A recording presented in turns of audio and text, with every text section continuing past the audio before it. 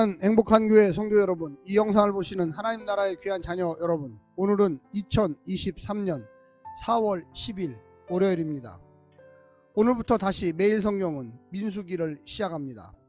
오늘 본문에서는 이스라엘 백성은 곧 가나안 땅으로 들어갈 것이라는 희망을 품은 채 시내산을 떠나 광야 생활을 시작했습니다. 하지만 희망에 부푼 출발이 불평과 불순종으로 말미암은 심판 이야기로 바뀌는데 그리 오랜 시간이 필요하지 않았습니다.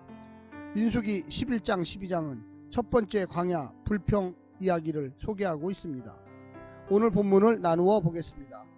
민수기 11장 1절부터 3절, 다베랴에서의 불평, 4절부터 15절, 기브롯 핫다와에서의 불평, 백성들의 불평, 모세의 불평. 오늘 본문 민수기 11장 1절부터 15절 말씀을 듣고 다시 보겠습니다.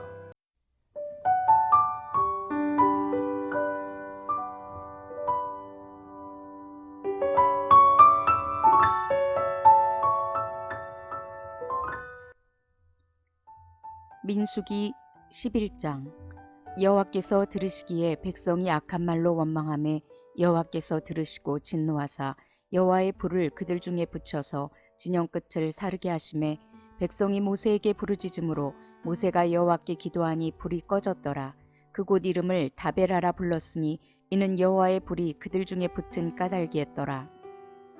그들 중에 섞여 사는 다른 인종들이 탐욕을 품음에 이스라엘 자손도 다시 울며 이르되 누가 우리에게 고기를 주어 먹게 하랴. 우리가 애굽에 있을 때에는 값없이 생선과 오이와 참외와 부추와 파와 마늘들을 먹은 것이 생각나거늘 이제는 우리의 기력이 다하여 이 만나 외에는 보이는 것이 아무것도 없도다 하니 만나는 가시와 같고 모양은 진주와 같은 것이라. 백성이 두루 다니며 그것을 거두어 맷돌에 갈기도 하며 절구에 찢기도 하고 가마에 삶기도 하여 과자를 만들었으니 그 맛이 기름 섞은 과자 맛 같았더라. 밤에 이슬이 진영에 내릴 때에 만나도 함께 내렸더라. 백성의 온 종족들이 각기 자기 장막 문에서 오는 것을 모세가 들으니라. 이러므로 여호와의 진노가 심히 크고 모세도 기뻐하지 아니하여 모세가 여호와께 여짜오되 어찌하여 주께서 종을 괴롭게 하시나이까. 어찌하여 내게 주의 목전에서 은혜를 입게 아니하시고 이 모든 백성을 내게 맡기사 내가 그 짐을 지게 하시나이까. 이 모든 백성을 내가 배웠나이까. 내가 그들을 낳았나이까. 어찌 주께서 내게 양육하는 아버지가 젖 먹는 아이를 품듯 그들을 품에 품고 주께서 그들의 열조에게 맹세하신 땅으로 가라 하시나이까. 이 모든 백성에게 줄 고기를 내가 어디서 얻으리이까. 그들이 나를 향하여 울며 이르되 우리에게 고기를 주어 먹게 하라 하온즉 책임이 심히 중하여 나 혼자는 이 모든 백성을 감당할 수 없나이다. 주께서 내게 이같이 행하실진대 구하옵나니 내게 은혜를 베푸사 즉시 나를 죽여 내가 고난 당함을 내가 보지 않게 하옵소서.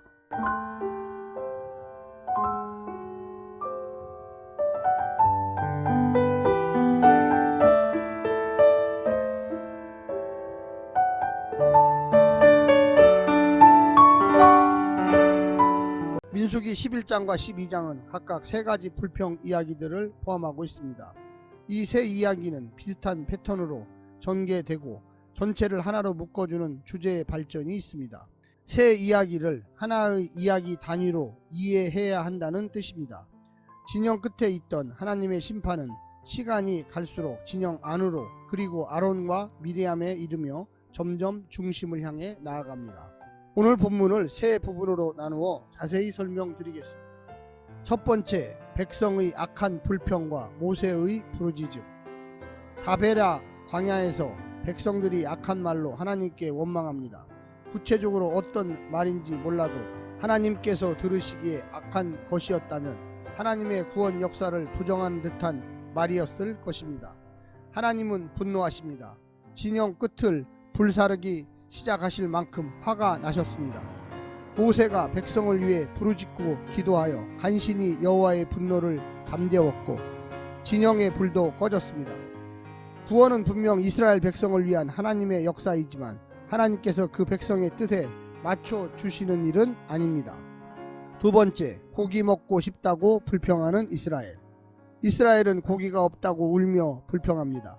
기적적으로 공급되는 만나만으로는 이제 충분하지 않다고 이야기합니다.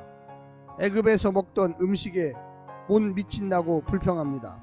이스라엘 중에 섞여 사는 자들의 충동지를 거스르지 못해 하나님의 은혜를 당연한 것으로 여기기 시작했습니다.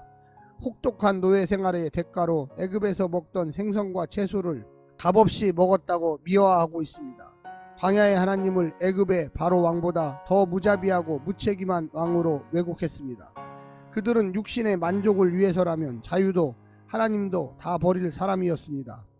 세상 문화 속에 살면서 자족하는 법을 잊은 채 가진 것은 당연한 것으로 여기고 세상과 비교하면서 상대적인 박탈감을 느끼며 살지는 않았는지 되돌아 봅시다. 우리는 지금은 힘겨운 광야의 시대를 건너고 있습니다. 불만과 자만을 거두고 은혜에 감사하며 살 때입니다. 마지막 세 번째는 백성들의 불평에 대한 모세의 불평. 끝도 없는 광야에서 백성들의 끝도 없는 불평에 지도자 모세는 지쳐갑니다.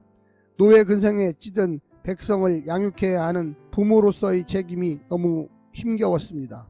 할 수 없는 것을 요구하는 백성들의 아우성을 듣고 있자니 죽고 싶을 만큼 괴로웠습니다.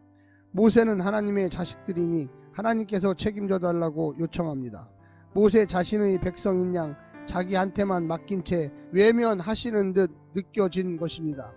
교회의 지도자 자리가 이렇게 당장 도망하고 싶을 만큼 무섭고 힘겨운 자리인 것을 알고 있습니까?